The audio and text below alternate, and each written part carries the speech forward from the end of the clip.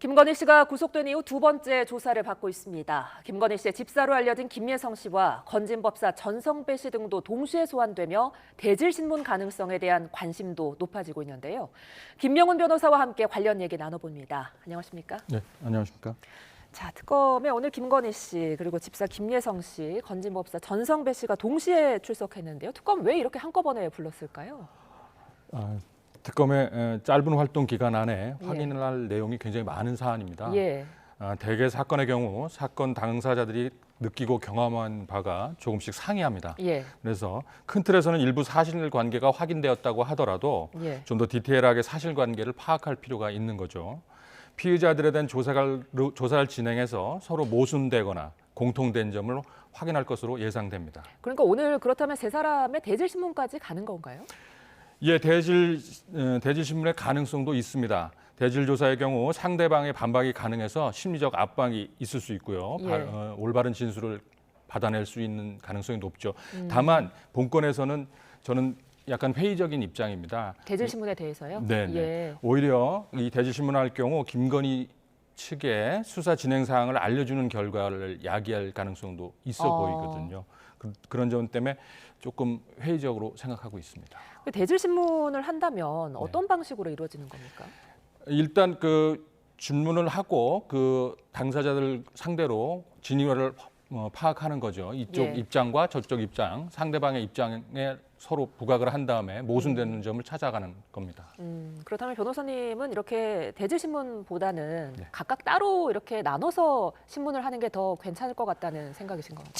지금 상황에서는 각자의 진술을 먼저 확보하고 아. 나중에 일부 차이가 나는 점을 대질 조사를 통해서 확인하는 점이 더 낫다고 판단됩니다. 그런데 지금 김건희 씨 같은 경우에 지난 특검 조사에서는 진술을 거부해 왔는데 오늘은 어떨지 모르겠어요. 제가 보기엔 당연히 거부할 거라고 생각합니다. 오늘도요? 네. 진술을 한다고 해서 우리 특별히 유리하다고 판단하지 않는 것 같습니다. 오히려 향후 재판 과정에서 상대방의 진술이나 수사 상황 등을 파악해서 대응하는 것이 더 낫다고 판단하는 것으로 저는 보입니다. 계속해서 진술을 거부할 경우에 따로 강제할 수 있는 방법은 없는 거잖아요. 예, 헌법상 권리기 때문에 강제할 방법은 없습니다. 다만 피해자가 나중에 이제 재판을 하는 과정에서 이제 양형을 정함에 있어서 네. 피의자에게 이제 수사기관에서의 태도 등도 포함되기 때문에 이러한 경우 이제 재판에서 불리한 요소로 작용될 수 있다는 것을 적극 이제 우리 얘기를 해서 진술을 받아내려고 할 것입니다. 자, 그런데 이제 윤 전 대통령의 경우에는 조사에도 아예 나오지 않는데 김건희 씨 같은 경우에는 이제 출석을 하면서 거부를 한단 말이죠. 진술을 안 할 거면은 나오는 이유는 뭔가요? 일단 수사에 협조한다는 모습을 보이는 거겠죠. 아. 모든 것을 다 하지 않는 것보다는 일단의 수사기관에 출석한다는 모습을 보이는 것이 본인에게 좀 더 유리하다고 하는 것 같습니다. 예. 자, 그리고 이제 김건희 씨 외에 오늘 김예성 씨, 전성배 씨가 출석했는데 이 둘 모두 김건희 씨 사건의 키맨들로 꼽히고 있습니다. 지금까지는 이제 김건희 씨에게 좀 유리한 발언들을 이어갔는데 이제 김건희 씨가 구속된 상태인 만큼 진술이 좀 달라질지도 관심이에요. 예, 저희도 진술이 달라질 가능성도 없지 않아 있습니다. 다만 이 범행이 대항범이라는 것이 문제입니다. 서로 이야기할수록 자신의 죄를 알려주거나 인정하는 셈이 될 수 있거든요. 그래서 자신에게 아마 유리하거나 뭔가 도움이 된다는 부분이 있다면 진술을 번복할 가능성도 없지 않아 있다고 판단됩니다. 네, 지금 김예성 씨의 경우에는 특검팀이 33억여 원을 횡령했다고 보고 있는데 이 횡령한 금액이 김건희 씨와 어떤 연관이 있느냐 이거를 좀 찾아보려고 하는 거겠죠? 맞습니다. 일단 33억 원이 횡령됐다고 지금 범죄 사실에 나오는 것 같은데요. 이 금액의 이제 사용처를 찾아야겠죠. 이 금액이 어디로 흘러 들어갔는지 과연 김건희 여사 측과 관련이 있는지를 추가적으로 계속 확인할 것으로 보입니다. 이 부분 수사는 어떤 식으로 이루어질까요? 계좌 추적과 압수수색을 통해서 그 자금의 흐름을 파악하겠죠. 그렇게 판단합니다. 예. 자, 그리고 이제 전성배 씨의 경우에는 목걸이, 가방 등을 지금 두고 수사를 이어가고 있는데 김건희 씨가 받은 목걸이, 가방 등을 놓고 특검팀이 어떤 혐의를 적용할지도 관심이거든요. 뇌물죄와 알선수재를 검토할 텐데요. 예. 당연히 뇌물죄가 굉장히 좀 더 중한 형이기 때문에 뇌물죄를 검토할 가능성이 많습니다. 그리고 특히 저 최순실 특검에서 뭐 경제 공동체라는 그런 개념을 사용했기 때문에 네. 아마 이 본 사안도 적극적으로 아마 검토하지 않을까 싶습니다. 근데 뇌물죄가 성립이 되려면 김건희 씨가 지금 공무원이 아닌데도 가능한 겁니까? 네, 좀 전에 말씀드린 바 같이 이제 그 윤 전 대통령과 그 경제 공동체라는 개념을 통해서 이익을 실제로 뭐 향유하고 그랬던 점을 밝혀낼 수 있다면 전 적용할 수 있다고 봅니다. 예. 자, 이 외에도 이제 블랙펄 인베스트 대표죠. 이종호 씨를 불러서 이제 조사할 예정인데 이종호 씨 역시 이제 김건희 씨에게 불리한 진술을 좀 하지 않을까 싶은데요. 네, 지금 구속된 상황이라 심경의 변화가 있으면 뭔가 좀 더 사실관계를 명확히 하기 위해서 진술할 가능성도 없지 않아 있어 보입니다. 다만 이종호 씨도 일부 범행을 부인하는 것으로 파악되고 있는데 네. 특별히 뭐 무슨 진술이 나올지는 아직 정확히 제가 말씀드리기가 좀 어려운 것 같습니다. 이종호 씨 관련해서는 어떤 점을 지금 가장 주안점으로 보고 있을까요? 글쎄요, 그 이 둘이 자금 관련해 가지고 조금 파악을 계속 하고 있는 것으로 저는 그렇게 보고 있습니다. 예. 자, 그런가 하면 김건희 특검팀 이제 오늘 구속 기한이 만료되는 윤영호 전 통일교 세계본부장을 재판에 넘길 예정입니다. 이게 아무래도 통일교의 선거 개입 의혹으로 수사가 확대할 조짐이 보이는 건데요. 어떻게 보세요? 당연합니다. 지금 특검이 만들어진 취지가 모든 의혹을 규명하자는 차원이기 때문에 법권에도 그 전반적인 그 흐름이라든가 그런 모든 것을 파악하기 위한 조사가 필요하다고 판단합니다. 이 부분 관련해서는 국민의힘 압수수색 그리고 뭐 권성동 국민의힘 의원 소환 조사로 이어질 가능성도 있어 보이는데 어떻게 전망하세요? 예, 아직까지 뭐 수사가 다 진행된 건 아니기 때문에 네. 그렇지만 모든 의혹을 파헤치기 위해서는 이런 절차에 따라 모든 사람들에 대한 확인이 필요할 것으로 저는 판단됩니다. 그 이제 모든 사람들에 대한 확인이라고 치면은 아무래도 국민의힘 당원 명부가 좀 관건이 될 텐데 네네. 이 부분을 국민의힘에서 협조할지 모르겠어요. 글쎄요, 지금 뭐 압수수색은 지금 맡고 있는데 다른 방법을 통해서라도 일부 뭐 사실관계를 확인해야 되는 것이 뭐 국민의힘도 그들의 입장이니까 한번 협조가 있을 것으로 저는 생각하고 있습니다. 알겠습니다. 이 부분 어떻게 될지 좀 지켜보도록 하고요. 내란 특검도 짚어보겠습니다. 윤 전 대통령 계속해서 지금 재판에 불출석하고 있습니다. 오늘도 이제 건강이 안 좋다고 불출석하면서 걸석 재판으로 진행이 됐는데 이렇게 되면은 윤 전 대통령이 좀 불리해지는 거 아닙니까?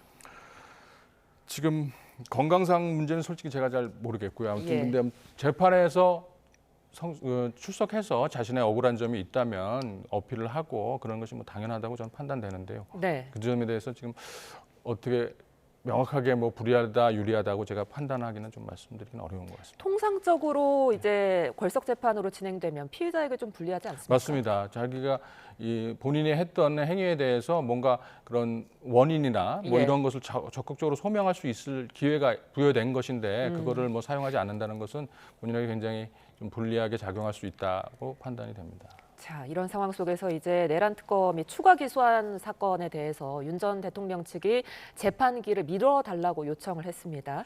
그러니까 아직 특검으로부터 수사 기록도 받지 못했고 변호인 선임도 하지 못했다. 이런 이유를 든 건데 법원에서 이걸 받아들일지 의문이에요.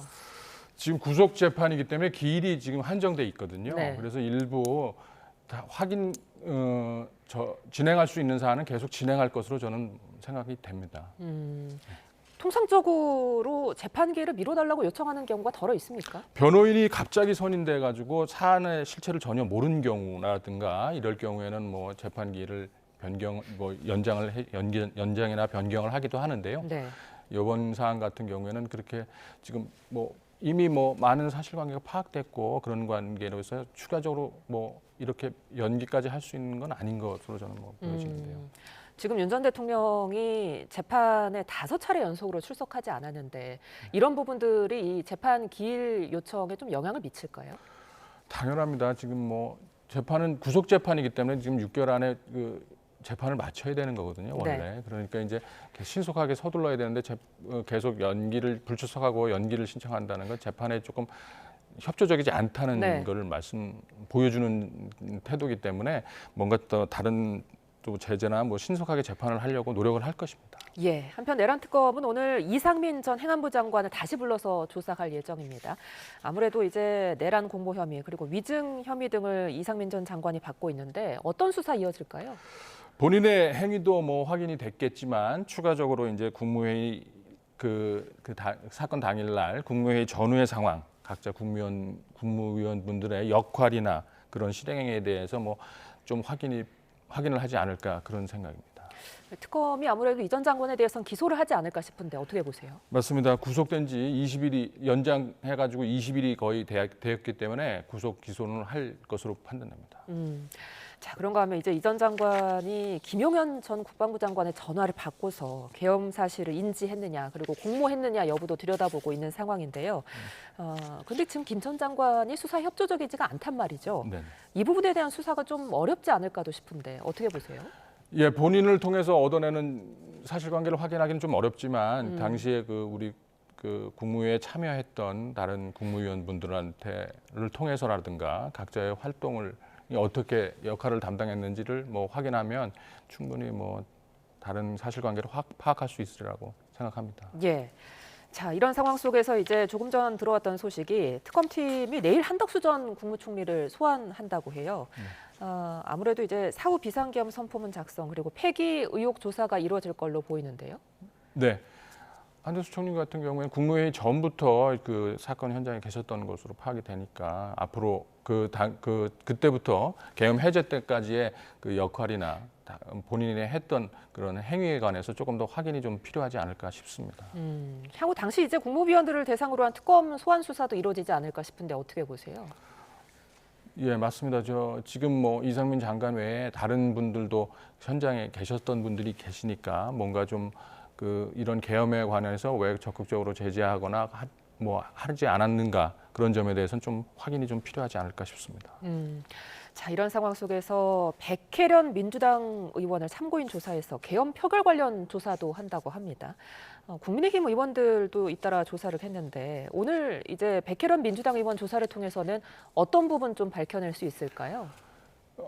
계엄 해제와 관련해서 국민의힘 소속 의원들이 제대로 뭐 현장에 보이지 않았던 점에 대해서 그럼 뭐 구체적으로 왜 이렇게 된 것인가 그 계엄 해제와 관련된 당시 상황을 좀 명확히 파악하려고 하는 것이 아닌가 싶습니다. 자, 평양 무인기 수사도 짚어볼게요. 김용대 드론작전 사령관 그리고 이승호 합동참모본부 작전본부장을 조사했는데 새로운 내용이 좀 밝혀졌을지 의문입니다. 글쎄요, 수사가 진행 중인 상황이라 구체적으로 제가 뭐 파악하긴 수는 없었는데요. 예. 평양 무인기를 보내된 경위와 그 절차, 사건 당사자들의 역할, 보고 체계 뭐 이런 것을 뭐 확인할 것으로 지금 판단이 되고요. 그 후에 이제 김용현 장관과 윤 전 대통령의 지시 여부나 그런 관계 등을 좀 파악하지 않을까 싶습니다. 그러니까 이 부분도 역시 윤 전 대통령까지 수사로 이어지는 거겠죠? 저도 그렇게 보고 있습니다. 예, 네. 알겠습니다. 끝으로 최상병 특검도 좀 살펴볼게요. 최상병 특검팀은 지금 수사 외압의 키맨으로 알려졌죠. 유재은 전 국방부 법무관리관을 첫 소환 조사하고 있는데 결정적 진술이 나오겠습니까? 지금 보니까 지시나 뭐 전달 과정 등 사실관계는 일부 좀 특정이 된 것 같습니다. 다른 뭐 진술을 통해서 그래가지고 아무튼 이런 다른 분들의 그 진술을 통해서 유재현 씨에게 확인을 한다면 심경의 변화가 있다면 뭐 조금 더 구체적으로 진술을 하지 않을까 그런 판단을 합니다. 심경의 변화라고 하면 아무래도 윤 전 대통령도 지금 뭐 구속이 된 만큼 이 부분이 영향을 좀 미치겠죠? 예, 그 부분도 뭐 영향을 미치고 다른 지금 사실관계가 거의 좀 많이 드러나서 네, 많이 드러났기 때문에 예. 이제 자신이 뭐 경험했던 얘기를 뭐 사실대로 다 말씀하지 않을까 싶기도 합니다. 예. 자, 끝으로 지금 시민 11,000명이 윤 전 대통령과 김건희 씨에게 공동으로 계엄 책임을 묻는 손해배상 청구 소송을 제기했거든요. 네. 이제 이 윤 전 대통령 부부를 공동 피고로 하는 손해배상 청구는 처음인데 앞으로 이런 소송 좀 늘어나지 않을까도 싶은데 어떻게 보세요? 맞습니다. 국민들이 입은 충격이 적지 않은 사안입니다. 네. 일부 뭐 유사한 소송이 뭐 계속 뒤따를 것으로 좀 판단되는데요. 네. 다만 이제 이런 판결이 과연 이제 조금 손해배상이나 인과관계 등에서 좀 입증이 가능한 것인가 이거에 대해서는 조금 논란이 있습니다. 그래서 향후에는 피해 사실의 구체적 입증 필요성과 정신적 손해 인정 방식이 쟁점이 될 것으로 판단됩니다. 그 지난달에 왜 시민 104명이 윤 전 대통령의 비상계엄 선포로 정신적인 피해를 당했다는 소송에서 승소하기도 했잖아요. 맞습니다. 이 부분과 비교했을 때는 이번 소송은 어떻게 전망하세요? 맞습니다. 그 판결을 따라가지고 이것도 제기를 한 것 같은데요. 네. 그 판결이 이제 아까 말씀드린 것처럼 이제 대통령이라는 공적 지위가 아닌 이제 윤석열 개인에 대한 소송을 제기한 것이라서 국가배상 소송이 아니고 민사 소송으로 제기됐기 때문에 약간 좀 논란이 있는 것은 사실입니다. 그래서 과연 이제 손해와 인과관계 그것에 이제 구체적으로 입증이 필요한지 여부에 대해서는 조금 더 향후 좀 쟁점이 되지 않을까 그렇게 판단하고 있습니다. 알겠습니다. 오늘 말씀 여기까지 듣겠습니다. 지금까지 김명훈 변호사와 이야기 나눠봤습니다. 오늘 말씀 고맙습니다.